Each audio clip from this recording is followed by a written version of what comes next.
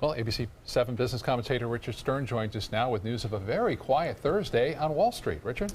Scott, you're exactly right. The old adage, if a tree falls in the forest but there's nobody there to hear it, well, that was kind of the case on Wall Street today. The biggest move we've seen of all three indices we follow on a regular basis, decimal 1-1, 11/100ths of 1%, effectively nothing at all. There was a 92-point range for the day. The Dow was up 33 points at the high, down 59 points at the low.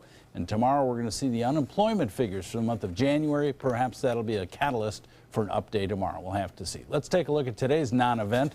There you see the Dow was down by a whopping 6 points, 3/100ths of 1% at 19,884.91. That on volume of 608 million shares. The NASDAQ for the day was down 6.5 points. There's the big move, 11/100ths of 1%, closing at 5,636.20.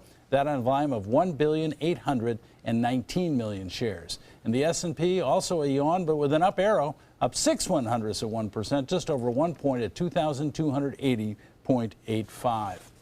Well, a very tough day for Ralph Lauren. Its shares fell by 12% after the company's CEO announced he's leaving the company after only 18 months.